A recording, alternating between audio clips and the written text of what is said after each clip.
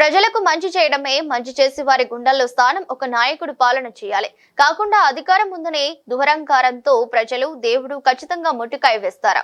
చంద్రబాబు వచ్చే ఎన్నికల్లో single digit రాని పరిస్థితుల్లోకి వెళ్తారు అని వైఎస్ఆర్ అధ్యక్షుడు మాజీ సీఎం వైఎస్ పేర్కొన్నారు.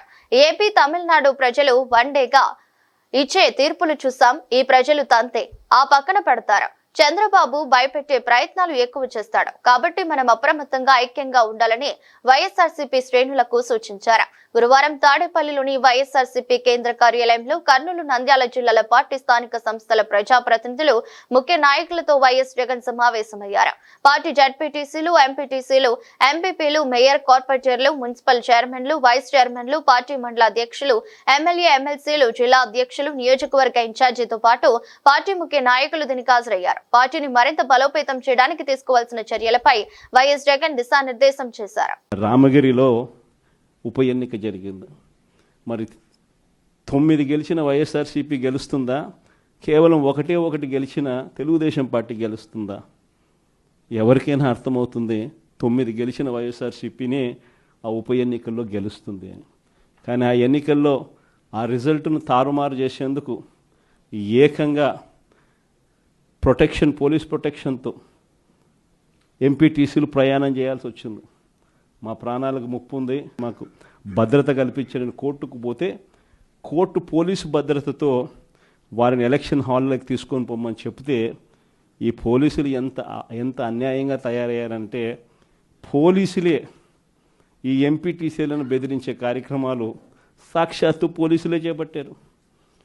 రామగిరికి సంబంధించిన అదే మండలానికి సంబంధించిన ఎస్ఐ వీళ్ళ వెహికల్లో ఎక్కుతాడు. ఎక్కి ఈ ప్రతి ఎంపీటీసీలతోనూ వీడియో కాల్తో ఆ పక్క ఎమ్మెల్యేతోనూ ఎమ్మెల్యే కొడుకుతోనూ మాట్లాడిస్తారు. వాళ్ళు భయపడిస్తారు. మీ ఇంట్లో మీ అమ్మ మీ నాయన ఇంటికి రావాలంటే ఖచ్చితంగా ఎంపీటీసీ ఎలక్షన్లలో వాళ్లకు అనుకూలంగా ఓటేస్తేనే జరుగుతుందని బెదిరిస్తారు.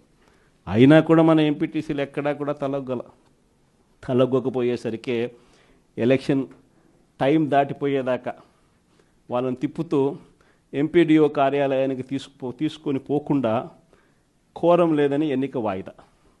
తర్వాత వాళ్ళందరినీ పెనుగొండకు తీసుకుపోయారు. అక్కడికి తీసుకొని పోయి అక్కడ వాళ్ళందరినీ బైండ్ ఓవర్ చేసే కార్యక్రమం వీళ్ళు చేస్తారు. ఏమయ్యా ఈ అన్యాయం అని చెప్పి మన పార్టీ జిల్లా అధ్యక్షురాలు ఉషమ్మ గట్టిది స్టీల్ లేడీ అని చెప్పాలి. ఆవిడతో పాటు కంటెస్ట్ చేసిన ఎమ్మెల్యే ఇద్దరు పోయి మా ఎంపీటీసీలు మీరు ఎలా నిర్బంధిస్తారని చెప్పి పెనుగొండలో ఆయన ధర్నా చేసినందుకు వీళ్ళ మీద కేసులు. వీళ్ళు మా పార్టీకి సంబంధించిన మా ఎంపీటీసీలకు తోడుగా నిలబడేదానికి వీళ్ళు పోతే వీళ్ళ మీద కేసులు పెట్టి అరాచకం సృష్టించే కార్యక్రమం ఇద్దరితో ఆగల.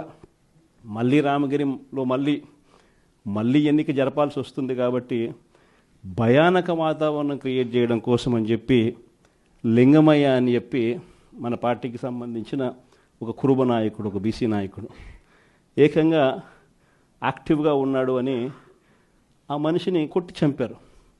నిజంగా ఆశ్చర్యం అనిపించింది, బాధ అనిపించింది.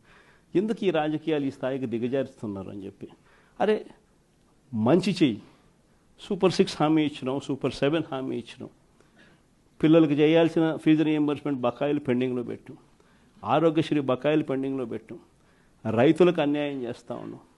ఇవన్నీ సరిదిద్దుకొని మంచి చెయ్యి, ప్రజల మనసుల్లో స్థానం సంపాదించుకుంటే ఆటోమేటిక్లీ ప్రజలు ఓట్లు వేస్తారు. కానీ ఈ మాదిరిగా దిగజారిపోయి మనుషులను చంపే స్థాయిలో రాజకీయాలు చేయడం మొదలు పెడితే, దానికి పోలీసులను ఉపయోగించుకునే కార్యక్రమం చేస్తే వ్యవస్థలు ఎంత దిగజారిపోతాయి అని చెప్పడానికి పూర్వపు రోజుల్లో మనమంతా బీహార్ గురించి మాట్లాడేవాళ్ళం. బీహార్లో ఎలా ఉండేటివి, బీహార్లో అలా ఉండేటివి అని. ఈరోజు బీహార్ గురించి మాట్లాడాల్సిన పనుల ఆంధ్ర రాష్ట్రం ఎలా ఉంది అని చెప్పి చూస్తే బీహార్ను మించిపోయిన పరిస్థితిలో ఆంధ్ర రాష్ట్రం కనిపిస్తూ ఉంది. ఈరోజు ఆంధ్ర రాష్ట్ర పరిస్థితి. ఇలాంటి పరిస్థితుల మధ్య మనం యుద్ధం చేస్తూ ఉన్నాం. మనకు తెలియకుండా ప్రతి ఇంటికి తాను మోసం చేశాడు, ప్రతి ఇంటికి తన మనుషులను పంపించాడు, ప్రతి ఇంటికి వాళ్ళ ఎమ్మెల్యేలందరూ కూడా తిరిగారు, ప్రతి ఇంటికి వాళ్ళ కార్యకర్తలు వెళ్ళారు, ప్రతి ఇంట్లోనూ కూడా కరపత్రాలు పంచారు, ప్రతి ఇంట్లోనూ కూడా ఇదిగోమ్మా చంద్రబాబు నాయుడు గారు బాండు పంపించినారు, ఆ బాండు పత్రాలు ఇదిగోమ్మా అని చెప్పి కూడా బాండు పత్రాలు కూడా ఇచ్చినారు.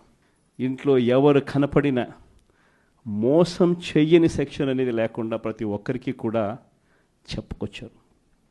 దీనివల్ల ఏం జరిగిందంటే ఒక 10% ప్రజలు నమ్మినారు. జగన్ చేయగలిగినాడు కదా, అది కూడా ఒక రకంగా తప్పు మందేనేమో, ఎందుకంటే జగన్ చేయగలిగినాడు కదా, కాబట్టి జగన్ చేశాడు కాబట్టి చంద్రబాబు నాయుడు జగన్ చేసేటివన్నీ చేస్తానని చెప్తున్నాడు, అది కాక ఇవన్నీ చేస్తానని కూడా చెప్తా ఉన్నాడు, కాబట్టి చేస్తాడేమో, మనిషి మారినాడేమో అని చెప్పి కొద్దో గొప్ప ఒక 10% ప్రజలు ఆయన మాటలు నమ్మడం. దాంతో 50% ఇంతకు ముందు వచ్చిన ఓట్ షేర్ మంది 40% ఓట్ షేర్కు ఒక 10% ప్రజలు నమ్మి అటువైపున కొంచెం చెయ్యి అలా పోయింది. కానీ ఈరోజు 11 నెలలు గడిచాయి. 11 నెలలు గడిచిన తర్వాత ఒక బడ్జెట్ అయిపోయింది. ఆయన అధికారంలోకి వచ్చిన వెంటనే ఒక బడ్జెట్ ప్రవేశపెట్టినాడు. 2వ సంవత్సరం బడ్జెట్ కూడా ప్రవేశపెట్టేసినాడు. సరే, 2 బడ్జెట్లు అయిపోయినాయి. 5 బడ్జెట్లలో 2 బడ్జెట్లు అయిపోయినాయి. 11 నెలల టైం అయిపోయింది.